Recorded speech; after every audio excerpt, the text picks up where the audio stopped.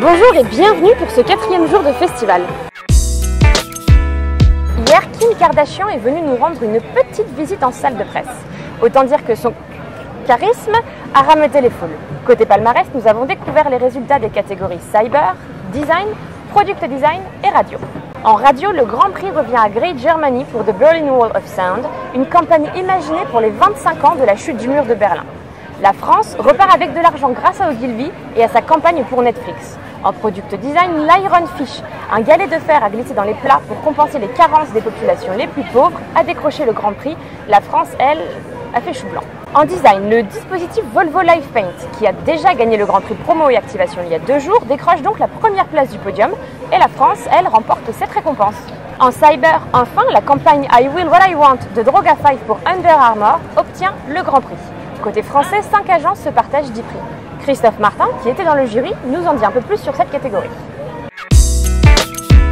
Cette année, c'est un très beau Grand Prix. Moi, je suis très content d'avoir pu participer pour décerner ce Grand Prix à la campagne d'Under Armour I Will What I Want, qui est une campagne finalement qui représente une forme d'engagement sociétal qui est très fort, qui est très important de la part des gens, de la part de la marque.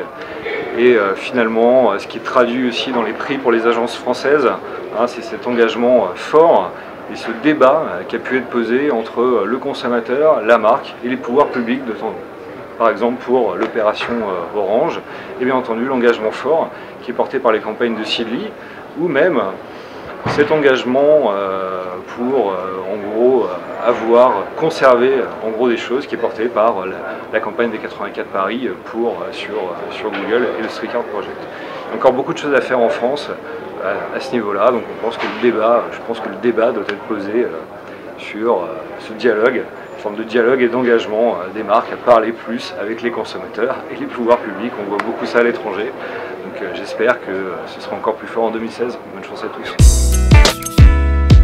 Marc Darcy, le directeur de création de Facebook, donnait hier une conférence sur la créativité.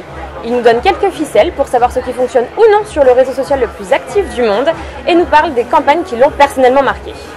Whenever we're building campaigns with clients or agencies anywhere around the world, we always start with the people to whom we're talking about. One of the things we say, there are a lot of people on Facebook, and we have the people who matter to the brands, whether they're small businesses or the biggest brands in the world. But the real burden is on us as marketers, as creative people, to do something that matters to them, that has value, that has relevance. And relevance, is the starting point, is the key. It's the first sort of creative burden of the telegraphic relevance of why this matters to me. And when we see advertising in our newsfeed, and we look and we think that entire newsfeed has been built for me, your newsfeed, my newsfeed, everyone's newsfeed is completely unique to them. It's how that advertising fits into that space. One of the questions I get asked a lot is, what's the best ad on Facebook? Well, there are 1.44 billion different Facebooks a month. There's hundreds of millions of them a day, changing dynamically every time somebody looks at them. So the question of what is right for a student in Paris versus a retired person in Kenya versus a farmer in the southern Alps of New Zealand, this is as unique as the people who are using the platform. And our goal, our North Star, is really to think about making everything that they see as relevant and rewarding as possible. To getting back to from a brand standpoint, if we start with people, if we realize the advertising communication we're putting out there is not going to pixels, it's going to people, and we build for people, not pixels, we put a humanity into it that says this is something that's going to be relevant, this is going to be something that's rewarding.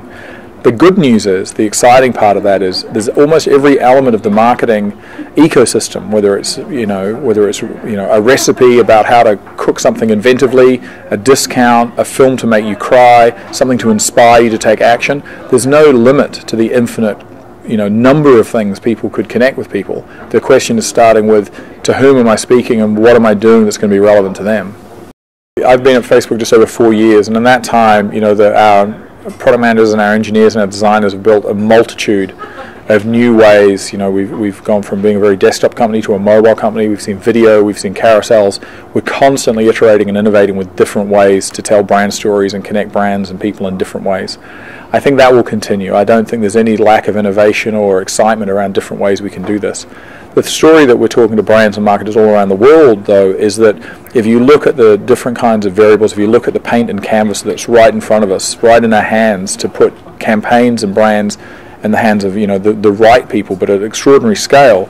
The real opportunity now is one of creativity. It's one of playing and iterating and inventing with what's in front of us, because there's so much potential. There's so many different examples of people doing innovative work that we think the creative capital is really the unlock for what you can build and what you can invent to connect brands and people in different ways. So we're excited for what we have right now, and I have little doubt, there'll be more constantly that comes out to enrich that. But right now it's a pretty rich canvas. Au menu aujourd'hui, pas de remise de prix, mais une flopée de soirées à ne surtout pas manquer. Saatchi & Saatchi sur la plage du 3-14, l'incontournable Havas Party ou Havas Café, et surtout la fête de 6h Amsterdam sur la plage Long Beach. Et si vous avez envie d'y briller, nous vous conseillons de vous ruer sur le magazine Stratégie qui sort ce jeudi et qui est disponible au Palais et dans vos hôtels. C'est la fin de cette 4e édition des Cannes Lions, la quotidienne. Merci et à demain.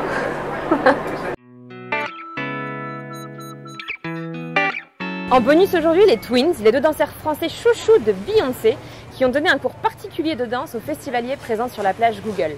Pour apprendre quelques moves de Queen Bee, c'est définitivement là qu'il fallait être.